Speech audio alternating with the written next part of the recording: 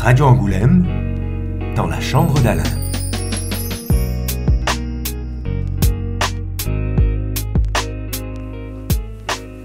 Alors non, mesdames et messieurs, vous écoutez bel et bien le balado de Marc Tessier et Jean-Dominique Leduc. Vous ne êtes pas à Radio Détente Cité Rock ma tante.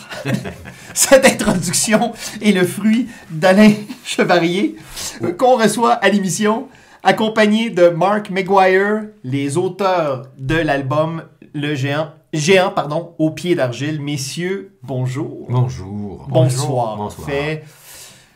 Nous tenons cet épisode là où nous logeons, Marc, Alain et moi. Donc, en fait, on reçoit Marc. Oui, c'est ça. micro. Marc est notre invité spécial ce soir. Voilà. Merci pour l'accueil. Il va faire la vaisselle.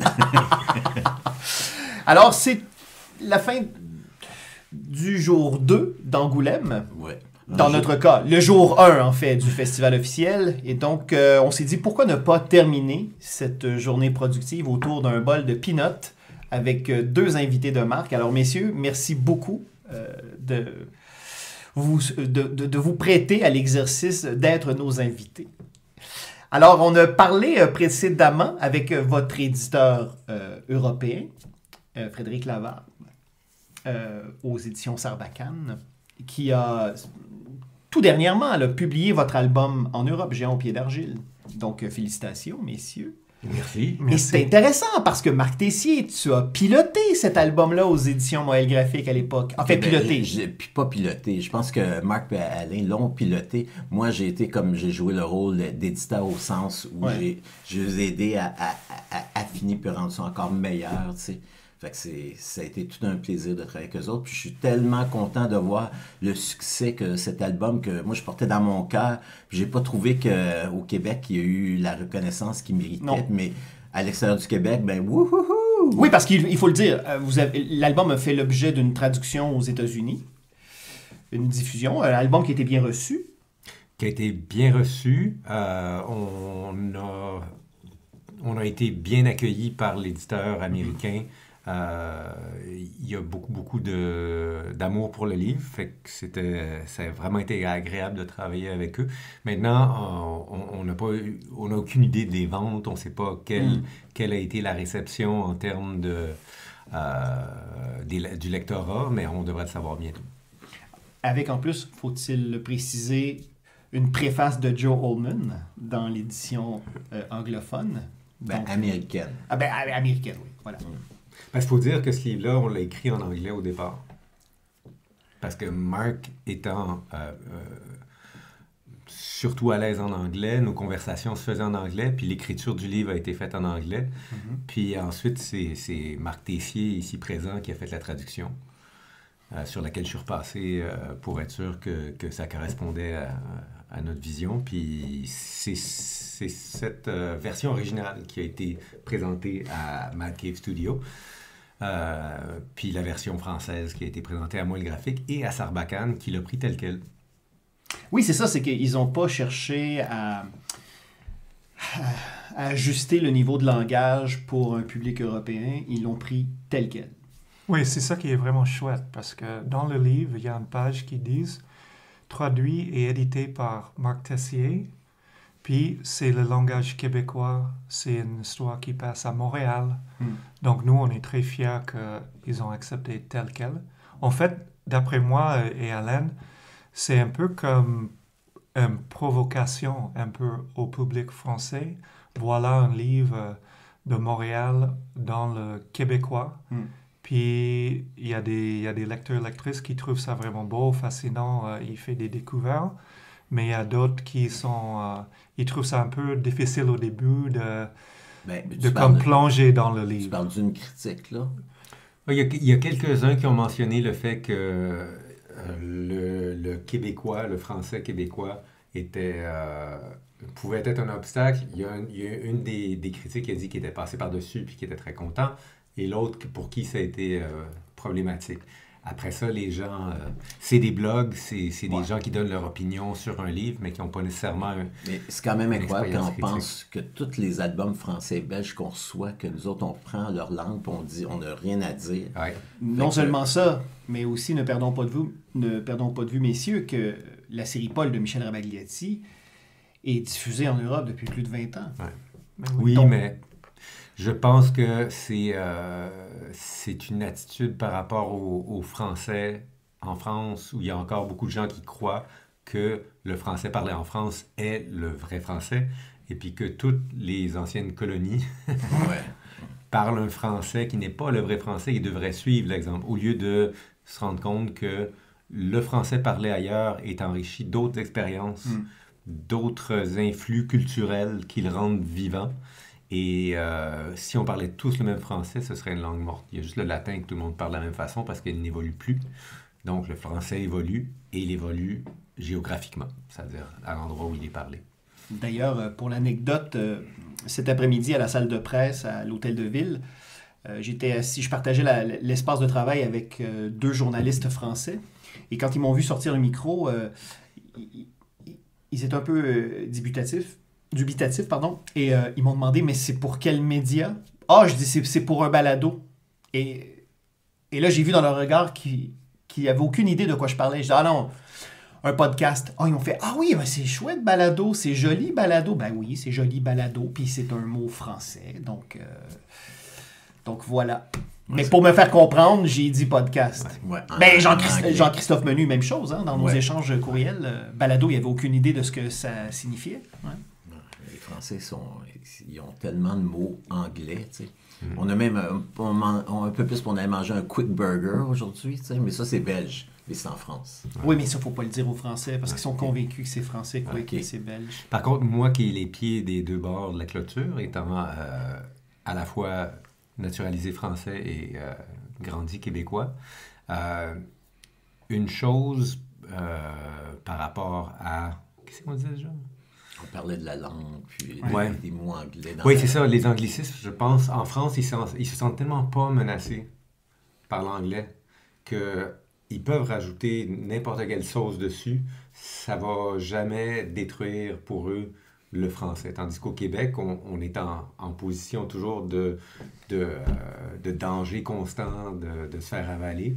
Alors, je comprends qu'on soit beaucoup plus pointilleux qu'eux, parce que eux, de dire podcast, ça changera. C'est pas une pente descendante vers une anglification totale de la France. Ils sont tellement pleins d'eux-mêmes des fois que... Puis je le dis en tant que Français, là, je comprends très bien. Le français, c'est le français. Et dans leur tête, ça s'en ira jamais. D'ailleurs, messieurs, vous avez participé il y a 2 ans avec votre livre à l'événement Shoot the Book à Angoulême, Ouais. hein, pour rester dans la thématique. Dans la thématique, oui. Alors, où vous disposiez de quelques minutes pour proposer, en fait, pour résumer votre album devant une salle de gens du milieu de l'industrie du cinéma, donc. Puis ils ont passé en dernier. Fait que c'était ça passe ça casse. Parce que tous les autres avant, il y a les slick présentateurs représentant Mediatoon, comme un monsieur il a passé 3 fois, ben la pression montait. Fait qu'ils étaient les derniers. Fait que c'était. Mais en même temps, je trouvais que c'est là que tu peux sortir tes as. Et c'était une première, hein, pour la bande dessinée québécoise, je pense. Ouais, je pense que Shoot the Book, c'est la première fois qu'ils faisaient ça aussi. Non, en Non. fait, Voleur de Sandwich, Ah oui! Était présenté, de Patrick Doyon. Ouais. exact. Ouais. La Pastex était présentée avant nous. C'est un livre de jeunesse, je crois. Ok. Oui, c'est André Sirois et Patrick Doyon. Ouais, ouais, ouais. C'est mon voisin à Montréal. Mais t'es tellement cosmopolitain, Marc. Tu es le voisin de tout le monde, c'est fou, hein? Et comment c'était, justement, puis toi, Alain, qui vient quand même du milieu de l'audiovisuel, de présenter votre projet de bande dessinée à une salle de producteurs potentiels pour l'adapter au petit ou au grand écran? Qu'est-ce que ça représentait pour vous, ça? C'est sûr que j'aime beaucoup le cinéma, la télé, l'idée de raconter des histoires avec des images qui bougent, c'est fantastique. Mais pour moi, c'est pas tant le médium importe, mais l'important, c'est de raconter l'histoire. Vu qu'on a déjà fait le travail de raconter cette histoire-là, ça enlevait une pression. C'est pas obligé d'être un film pour exister. L'histoire existe déjà. Tout ce qu'on peut faire, c'est espérer qu'une version qui soit cinématographique, ou en tout cas qui sont en images mouvantes, permettent de raconter, d'aller plus loin que ce que nous, on a pu faire avec la bande dessinée. Parce que, veut pas, notre capacité de raconter l'histoire, comme dans n'importe quel médium, avait des limitations qui sont souvent économiques. J'avais pas un budget limité, au contraire, j'avais un tout petit budget, j'avais une durée de temps limitée pour faire le travail, ce qui fait que des choses qu'on aurait voulu dire ou voulu faire, on a été obligé de les mettre de côté parce que je serais encore en train de dessiner en ce moment avec pas de paye. Alors ça c'est pas possible. Tu sais, j'ai plus 20 ans, j'ai 2 enfants, c'est pas possible.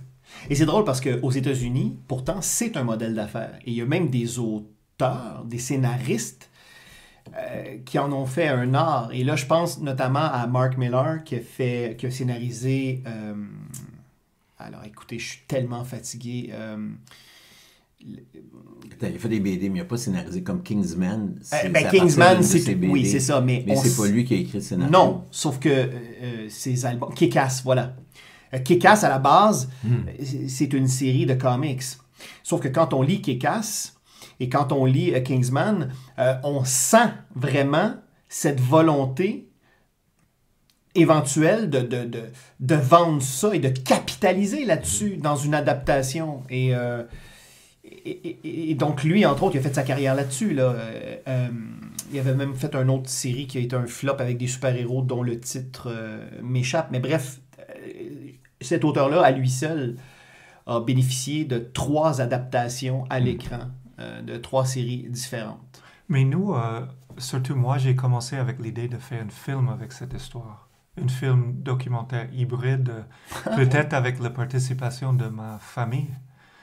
Mais pour plusieurs raisons, c'était difficile d'avoir mon frère, ma mère, mon père devant une caméra. Donc, j'ai opté un balado, podcast. J'ai travaillé là-dessus pour un bout. Puis, à un moment donné, j'ai croisé Alain dans un gymnase pendant une activité avec nos enfants. Puis, il m'a montré ses tableaux. Il est l'artiste visuel. Et puis aussi, il travaille dans le cinéma. Mais on avait l'idée de travailler, de faire un film. Puis moi, j'ai vécu au Japon, là où l'idée d'une Holy Trinity est très présente. Ça veut dire manga, série, dessin animé, après film fiction ou série au télé. Donc, j'avais pensé peut-être ça... Tu as demandé à Alain qu'est-ce que ça représente pour toi, adaptation. Pour moi, c'est plus d'impact pour toucher un plus grand public avec notre histoire. Puis les enjeux, les thèmes, les questions dans nos livres, d'après moi, c'est très pertinent dans notre société actuelle pour les familles modernes.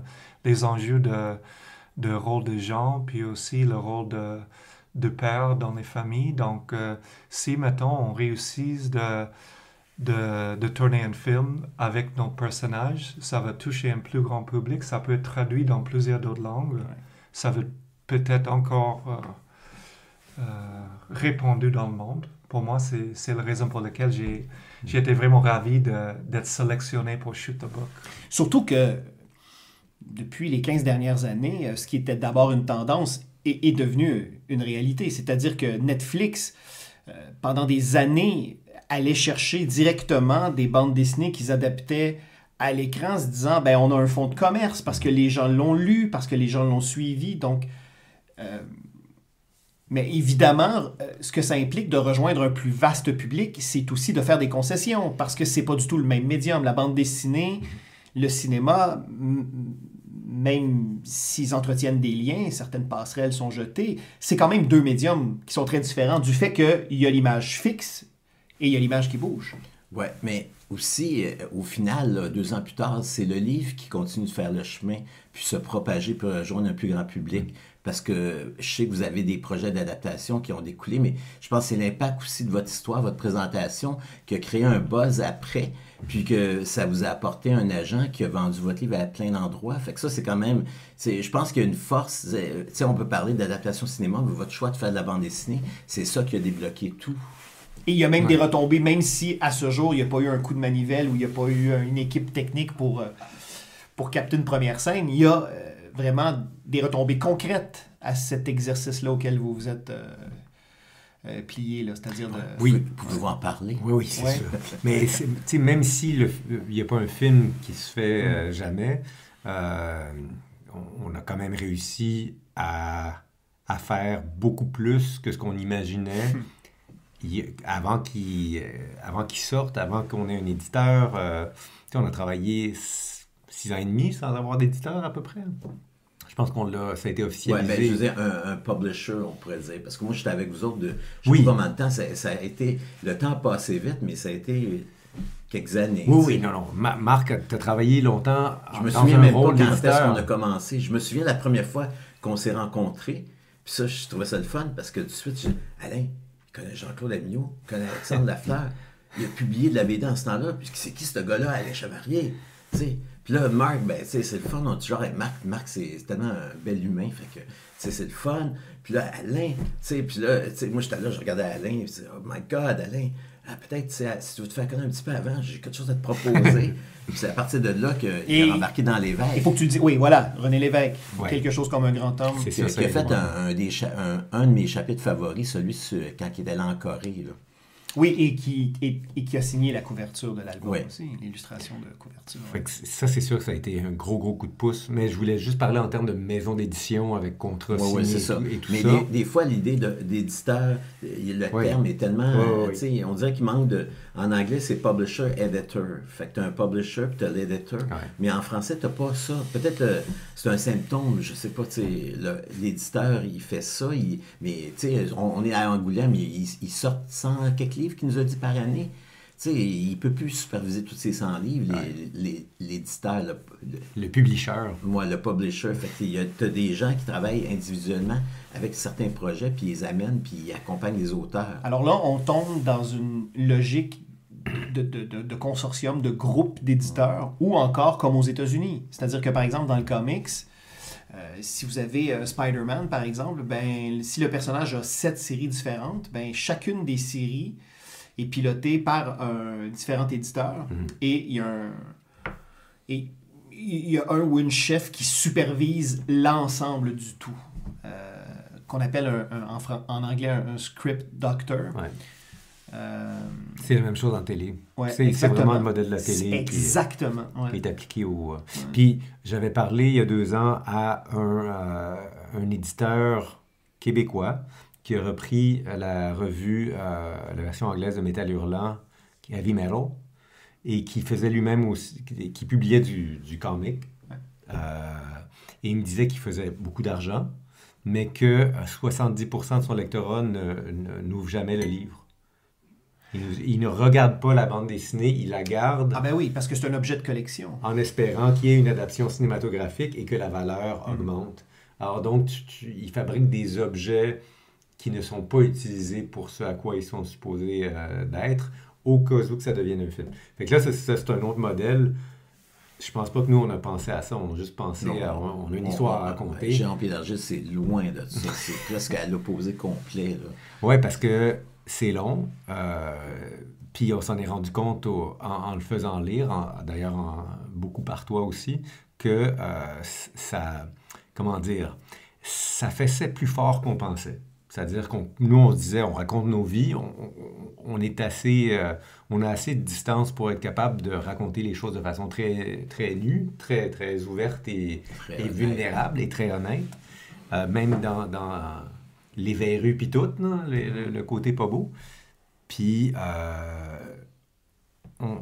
c'était dans un souci de raconter l'histoire le plus honnêtement possible, mais on pensait pas que ça allait avoir le genre d'impact qu'on a vu, puis que tu nous as fait changer la fin pour que justement on soit pas désespéré à la fin, puis qu'on ait un sentiment que les choses allaient mieux. Alors que moi, j'avais décidé de couper ça au tout début, de savoir que ça commence un petit peu mieux, c'est fini. Mais c'est un choix, c'est très judicieux, Marc, d'avoir poussé pour cette idée-là, parce qu'on a besoin de lumière à la sortie, on a besoin d'espoir à la sortie d'une œuvre comme ça. Parce que ça nous permet à la fois d'entrevoir une guérison ou en tout cas une réflexion. Alors que en se terminant mal, ben c'est la fatalité. C'est comme les tragédies grecques. Puis déjà, des gens disent qu'eux autres, ils trouvent que ça finit pas nécessairement bien. Fait que ça, je trouve ça particulier, là. C'est comme, qu'est-ce que vous voulez, tu sais, happy end, tout le monde est heureux, on se donne des gros becs, tu sais, Mais c'est ça. Je veux dire, c'est un cheminement, tu sais, on arrête où que les personnes ont entrepris un cheminement de guérison, puis déjà, tu sens qu'il y a des effets positifs, fait que as-tu besoin d'aller plus loin? C'est là, c'est dit, c'est parfait comme ça. Notre message, c'est pas que les gens sont heureux après. Le message, c'est que l'important, c'est d'entreprendre un travail de guérison. C'est ça qui compte. J'aimerais juste retourner sur le sujet de retombée du projet. Puis, tranquillement, pas vite, il y a des gens qui travaillent pour des OBNL, qui soutiennent les familles en crise, qui soutiennent des hommes en crise, qui viennent nous voir pour acheter notre BD, pour demander une dédicace, des fois de nous inviter. Puis pour moi, ça compte beaucoup, ces gens mettons, d'avoir notre livre dans la bibliothèque de la maison des liens familiaux à Paris. C'est un service de médiation familiale, des visites supervisées entre des pères puis ses enfants. Ils ont perdu le contact avec. Puis, ils utilisent notre travail un peu comme une source de réflexion. Je dis pas que c'est un guide où nous, on présente pas des solutions, on n'est pas des coachs de paternité, de tout, loin de ça. Mais c'est intéressant parce que notre livre, ça peut provoquer des réflexions. Puis moi, un lecteur ciblé pour moi toujours était mon frère pour le livre, parce qu'il y avait des choses que nous, on n'a jamais abordées. Mon frère, lui, il a grandi à part de moi avec mon père, puis moi, j'ai grandi avec ma mère. Puis il y avait des questions que je n'ai jamais posées à lui, il y a des discussions. Mais dans le livre, Alain et moi, avec la fiction, on a créé des scénarios, des scènes, pendant que le personnage après mon frère et le personnage après moi, ils parlaient entre eux. Puis récemment, avec la publication de notre livre Clay-Footed Giants en anglais, mon frère, il a finalement eu la chance de lire notre BD. Puis au début, il a dit sa femme a aimé le livre. Il a dit il est fier de nous, mais il n'a jamais partagé ses impressions. Mais finalement, il y a comme une grande ouverture. C'est comme on a brisé la glace surtout à Alain, parce qu'ils ont développé des liens. Alain a assisté aux funérailles de mon père à Saint-Louis, puis mon frère et Alain, ils s'entendent très bien. Puis l'ouverture d'une nouvelle relation, une relation est possible avec mon frère, c'est grâce à ce livre-là. Là. Pour moi, c'est assez grande comme retombée. Ben, en fait, c'est ça, c'est que ça va au-delà de toutes les espérances. Oui. Parce qu'au final, on revient toujours au fondement même de l'art. L'art, c'est pour grandir, c'est pour réfléchir, c'est pour bouleverser, être ému, pour être transformé.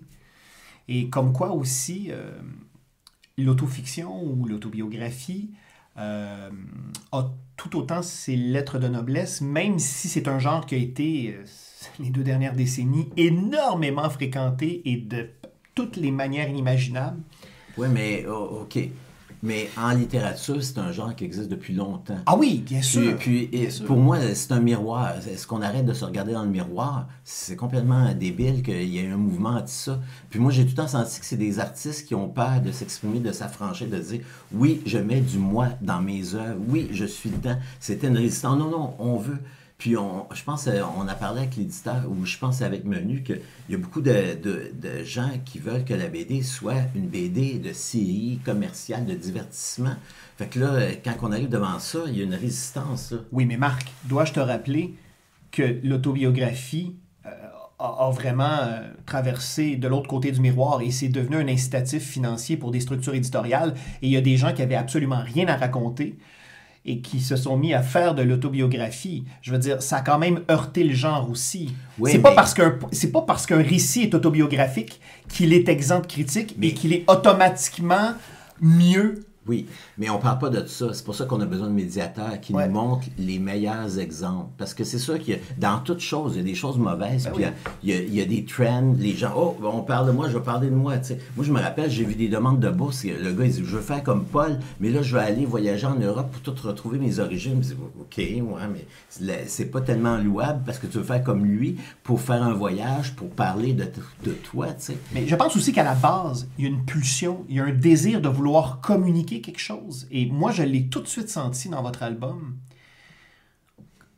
Où on n'est pas dans l'anecdotique, où on n'est pas dans le repli de soi. Au contraire, on est dans l'ouverture. Pour moi, cet album-là, c'est une main tendue. Et à ce moment-là, on est dans la noblesse du geste autobiographique. On n'est pas dans l'anecdotique. Tout à coup, l'aspect universel apparaît parce qu'on se sent concerné. Puis parce que c'est un album aussi qui est de son époque. Tu sais, cet album-là, il y a 25 ans, aurait-il pu exister? Probablement. Aurait-il trouvé un si vaste public? Probablement pas. C'est-à-dire qu'il y a sûrement des structures éditoriales qui n'auraient pas pris le risque parce que ça aurait représenté un risque. Moi, quand je vous ai lu, j'ai été bouleversé parce que comme homme, je me suis dit, j'ai eu cette impression, et je vous l'ai dit, messieurs, que cet album-là avait été fait pour moi, comme si vous m'aviez chuchoté à l'oreille tout le long de ma lecture. Et alors que j'étais dans un questionnement sur la colère, sur aussi la masculinité toxique, sur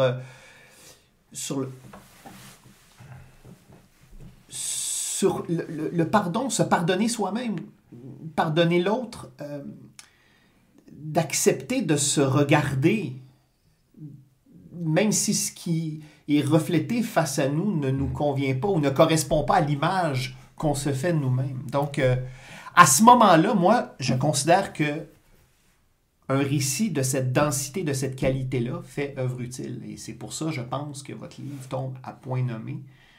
Et que si des organismes et que si des gens sont dirigés vers votre travail, c'est qu'on en avait besoin. Au début, premièrement, je suis content que tu nous as pas vus pendant qu'on chuchotait dans tes oreilles pendant que tu lisais le livre, parce que ça serait malaisant. Ouais. Dès le départ, quand on a commencé à travailler sur le projet dans ses premiers balbutiements, je me rappelle d'être allé à une réunion, ou une espèce de un repas avec les membres de la maison d'édition Le Cheval Doux. Et de parler à l'éditrice, puis elle me dit, qu'est-ce que tu fais comme projet en ce moment? Tiens, je viens de partir un truc avec un ami, on fait un livre sur la paternité et pourquoi tout à coup, quand on devient papa, les hommes, souvent, on se comprend même plus nous-mêmes. On a des comportements qui nous sortent du passé, qu'on pensait qu'en se définissant à contrario de notre père ou du modèle qui nous a fait mal, que tout allait être réglé. Et puis non, pas du tout. Non, pas du et tout. même à l'inverse. Ouais. Et en lui parlant de ça, tout de suite, j'ai vu que ses yeux se sont allumés. Et elle a fait, oui, moi je veux que ce livre-là existe et je veux le lire. Parce que je veux comprendre mon chum, je veux comprendre mon père, je ne comprends pas ces gens-là et tu viens exactement de nommer... Et de les amener à se comprendre eux-mêmes. Ben c'est ça. Voilà. Idéalement, c'est ça. C'est ça. Fait que c'est sûr que ça aide qu'on se soit dit dès le départ, ah, OK, c'est une histoire qu'on a envie de raconter, puis en plus qu'on a des confirmations que les gens ont envie de l'entendre. Même si c'est pas évident, disons. C'est intéressant, Jean-Dominique, et merci beaucoup pour le compliment tantôt, que toi, tu as eu l'impression que le livre était fait pour toi, parce qu'on a eu exactement le même commentaire des femmes le même âge que ma mère et des jeunes filles, des jeunes gars adolescents. Donc, ça m'a fait vraiment... Ça chauffe le cœur d'entendre les commentaires comme ça. Parce que dans le livre, c'est un gars de quasiment 7 pieds avec des lunettes qui est vraiment coincé, qui fait toutes sortes de gaffes, qui ressemble un peu à moi dans ma vraie vie. Puis c'est quelqu'un qui est vraiment à part de moi, se sent que c'est des mêmes enjeux, des mêmes questionnements. C'est vraiment chouette parce qu'on a tombé dans le universel, qui était le début au départ. Pas juste de chialer de notre problème, de nos blessures, nos bobos du passé, mais de passer à travers en creusant vers la profondité de notre situation d'aujourd'hui. Ben oui, c'est parce que il y a l'universel puis il y a l'anecdotique. L'anecdotique, c'est de penser que notre vie vaut plus que celle de l'autre et qu'elle mérite d'être racontée. Après, c'est défendable. Ceci dit, je ne suis pas là pour faire le procès de l'autofiction, de l'autobiographie, mais comme c'est un genre qui a été beaucoup visité ces dernières années, et qu'il y a des gens aussi qui se refusent à lire ce type... Parce qu'on parle d'un genre. Est-ce un genre? Je ne veux pas tomber dans ce débat-là non plus. Mais il y a des gens, il y a des lectrices et il y a des lecteurs de bande dessinée qui ne veulent pas aborder ce type de matériau-là. Je pense qu'il y a une incompréhension de ce que c'est de raconter une histoire, parce que dès qu'on raconte une histoire, on se raconte, d'une manière ou d'une autre. Ah ben oui. Dès qu'on fait... Moi, je me suis rendu compte, mais en art visuel, c'est pareil. Dès que tu fais un tableau, tu vas vouloir dessiner une fleur, puis ta fleur va sortir exactement comme ton état d'esprit te le dicte inconsciemment sans que tu t'en rendes compte. Alors, pour moi, ceux qui croient qu'un livre, parce qu'il est de fiction séparé de l'auteur, ne parle pas de l'auteur, ben, je pense qu'il se trompe. Je pense qu'il se raconte beaucoup plus qu'il pense, et il se raconte beaucoup plus, je dirais pas sans contrôle, là, mais sans être conscient de ce que tu dis. Tu vas des fois déformer les choses. Tandis qu'en étant conscient que tu vas te révéler, tu peux... l'essence. Tu peux aller à l'essence des choses. Ben, un des exemples pour moi forts, c'est le plus récent album de Jimmy Beaulieu, Jardin des complexes, qui est paru aux éditions Nouvelle Adresse, qui est un assemblage de fragments. Et bien que une bonne partie de l'album soit du côté autobiographique, le récit qui clôt l'album, Jimmy a fait le choix de ne pas se représenter dans le récit. Et pourtant, c'est de loin cette portion-là qui est la plus intime et qui est la plus révélatrice de l'état d'esprit de Jimmy. Et c'est troublant, parce qu'on se dévoile dans la fiction. Oui, tout le temps. Alors que dans l'autofiction ou dans l'autobiographie, on cherche beaucoup à préserver, en tout cas, du moins l'entourage, parce qu'on ne veut pas déclencher d'animosité dans notre entourage. C'est plus dur. Alors que dans la fiction, on a le champ libre. Mais dans Géant, il y a les outils de la fiction utilisés de la meilleure façon possible. Comme on voit qu'il y a du temps. C'est ça que je dis. Quand tu lis le livre, pour moi, c'est tu suis une enquête. Tu suis le personnage principal, puis il cherche quelque chose, une quête. Dans le fond, c'est une quête. Puis c'est une quête, mais avec les instruments, les espèces d'outils du roman policier, quelque part. Puis je trouve ça intéressant, c'est ce mélange-là. Mais du documentaire aussi, hein, parce que tu parlais du documentaire tantôt, et il y a cet aspect-là, je trouve, dans la construction, et ça m'aide à comprendre ce que j'avais pas saisi jusqu'à présent. Mais c'est ça, ça vient de Marc Pualin. Dans le fond, c'est leur nature commune. Puis l'amalgame a fait quelque chose d'unique. Puis moi, quand j'ai lu l'histoire la première fois, je dis, cette histoire-là, j'ai jamais lu quelque chose comme ça. Pour moi, c'est de la bande dessinée mature, qui est importante, qu'il faut que ça soit compté, comme avec l'Iroquois, Retour de l'Iroquois de Rémillard, qui disait qu'il était plus capable de ça, il trouvait que c'était de la merde. Je dis, ben non, c'est important ce livre-là, il y a quelque chose là-dedans qui n'a jamais été fait, puis il faut que ça se fasse, tu sais. Fait que des fois, moi, c'est des gens comme ça qui s'y viennent, j'ai pas le choix de les aider, tu sais. C'est comme, parce qu'il y a quelque chose là qui est unique, particulier, qui est beau, qui est important. Mais c'est le signe de la maturité de notre bande dessinée. Et de sa santé aussi, dans sa diversité, dans sa portée. Et je trouve que votre album, c'est une claque. J'ose espérer que des aspirants et des aspirantes autrices, des aspirants auteurs de bande dessinée aussi vont lire cet album-là dans une perspective de tenter de comprendre qu'est-ce que c'est la construction d'un récit et comment le médium de la bande dessinée et de la lecture qui est infiniment intime. Parce que si quand on va au cinéma, On est en groupe. Quand on va au théâtre, on est en groupe. Quand on écoute Netflix à la maison, on peut l'écouter seul. Mais il y a quand même une distance avec l'appareil, même si vous l'écoutez sur votre tablette ou votre téléphone. Une bande dessinée, il y a un rapport tellement intime.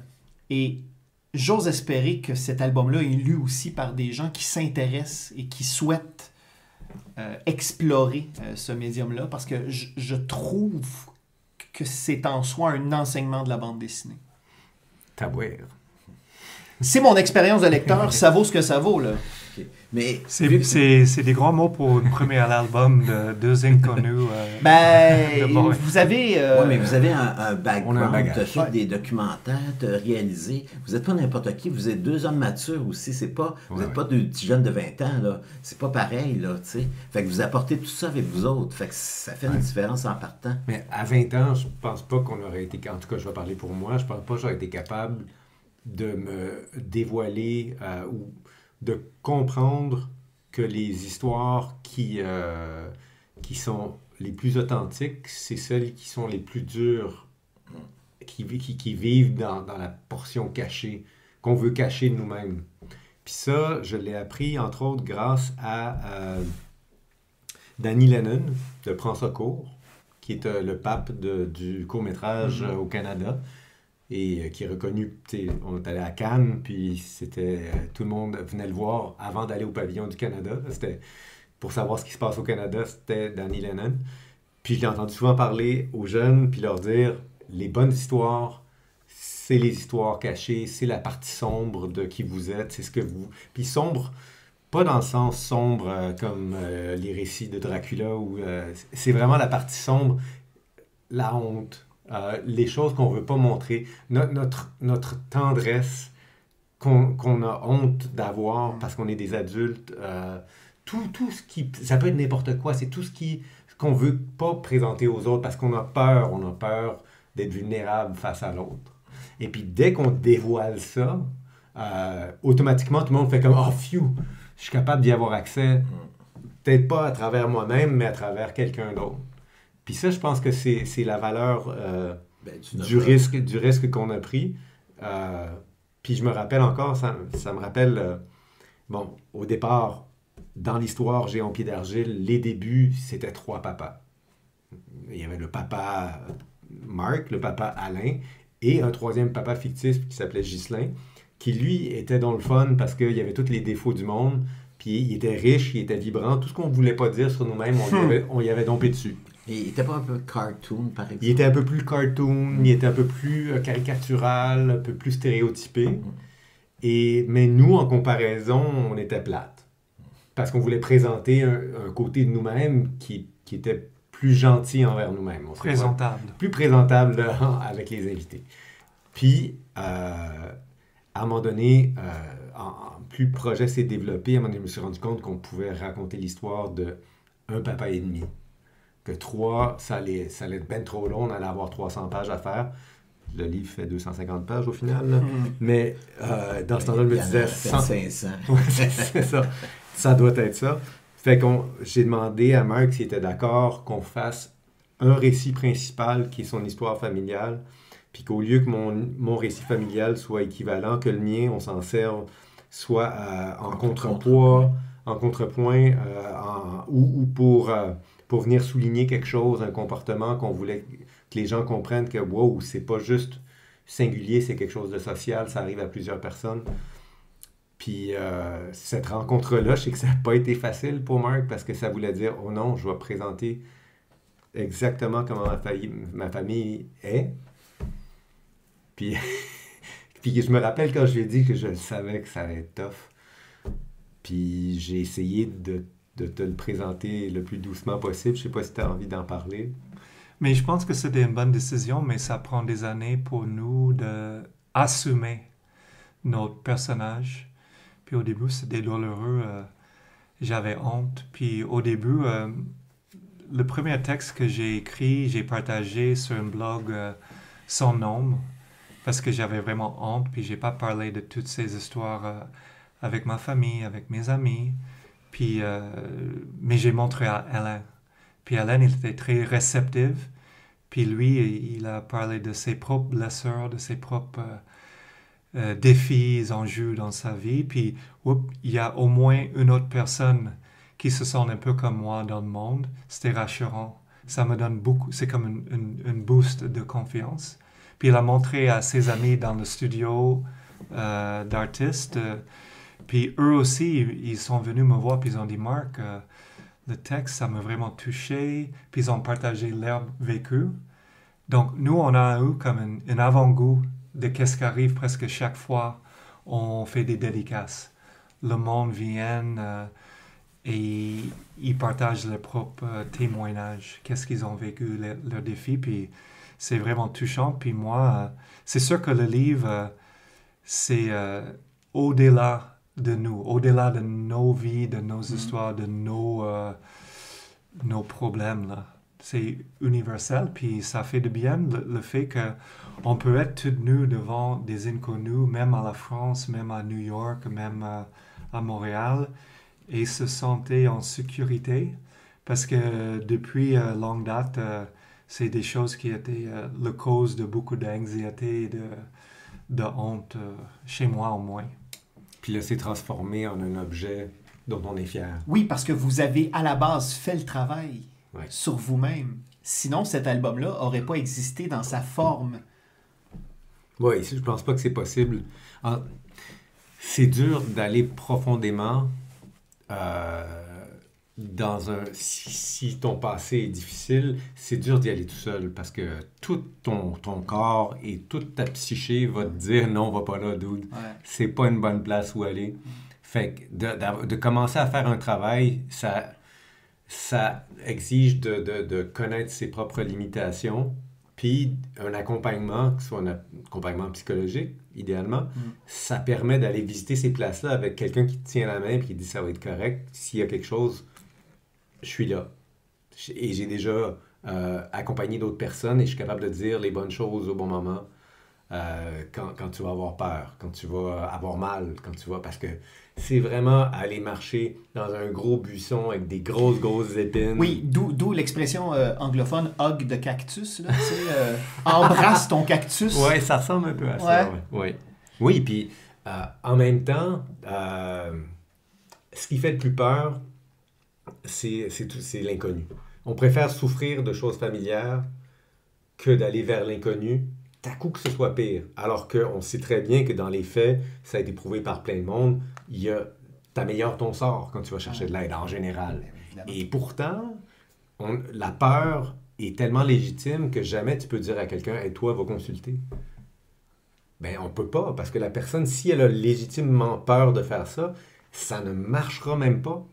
Alors donc, l'idée que ça doit être non seulement un pas qui est volontaire, mais que c'est épeurant que le diable et que ça se fait pas sans douleur, c'est sûr que c'est pas comme aller au sauna. C'est pas le spa. Il y a personne qui va y aller à moins de sentir que c'est la seule option. Que le reste, ça peut éventuellement mal virer. Puis c'est un petit peu ça là, dans le livre qu'on voulait dire aussi, c'est que ces hommes-là qui essayent de s'occuper des autres, qui sont incapables de s'occuper d'eux-mêmes correctement parce que générationnellement et en termes de genre, les hommes, on n'est pas du tout équipés pour ça. Il n'y a personne qui nous dit quand tu es petit « Hey, toi, tu vas être bon pour t'occuper de toi, petit gars. » Ou « Tu vas être bon pour t'occuper des autres. Tu as été vraiment attentionné. » Quel petit gars qui se fait dire ça, là? Tu vas être un bon papa, tu es vraiment capable de te... Il n'y a personne qui dit ça. Il faut que tu sois fort, il faut que tu sois... Ça reste encore aujourd'hui les valeurs qu'on pousse, alors que dans les faits, c'est ce qui nous détruit à long terme. Fait que...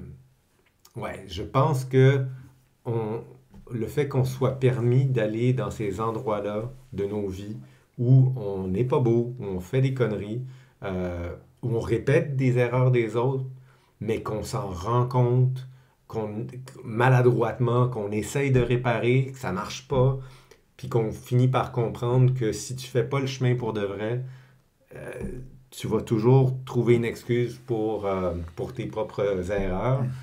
Ben, ça donne un peu l'espoir aux gens que s'ils font le chemin, ça se peut que ça aille mieux après. C'est un peu toujours dans le pessimisme parce que je parle beaucoup de la douleur de la démarche, mais c'est vrai qu'il y a de la lumière à la fin. Puis c'est pour ça que l'idée d'avoir un épilogue qui est lumineux. où on voit les gens qui vont mieux, qu'on voit qu'il y a un chemin qui a été fait, même si c'est pas fini. C'est pas fini parce que c'est jamais fini. Non, voilà.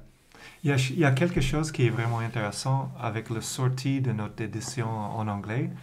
Joe Allman, il a nous donné le plus beau cadeau. Il a écrit une préface, puis il a dessiné une croquis. Puis lui, il a souligné l'amitié entre moi et Hélène. Parce qu'il y a 2 ans, on est venu à Angoulême, puis Joe Allman était là. Marc Tessier nous a présenté. Puis Joe, il nous a observé, puis lui, il est très sage. Il est beaucoup plus expérimenté que nous, puis il est père et grand-père. Puis lui, dans sa préface, il a dit, Marc et Alan, ils soutiennent, ils donnent du soutien à une l'autre, puis grâce à ça, ils deviennent des meilleures personnes. Puis moi, je suis vraiment reconnaissant à Alan pour cette amitié. Puis c'était les vendredis. Nous, on a passé tous les vendredis ensemble. C'était la seule journée de semaine qui était libre pour nous de travailler ensemble. Puis on a passé tous les vendredis depuis 6-7 ans. Là. Puis c'était ma journée préférée de la semaine. Parce que j'étais tout excité comme un enfant dans une sortie scolaire avec ma boîte à lunch. En fait, c'était le sandwich à l'omelette en général. Exact. Ouais.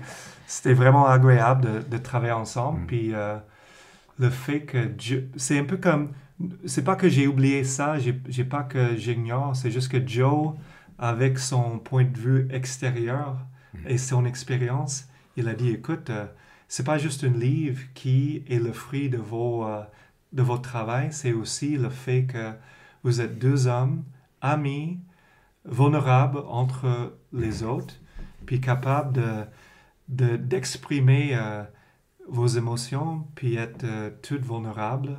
C'est vraiment quelque chose... je suis vraiment fier de ça. Puis l'autre jour, on a été invités dans une cégep, puis... après notre discussion, dans les commentaires écrits que le prof nous a envoyés, il y avait beaucoup de gars dans le cours qui l'ont dit « Ça m'impressionnait beaucoup le fait que vous êtes 2 gars qui n'ont pas peur d'être comme vous êtes.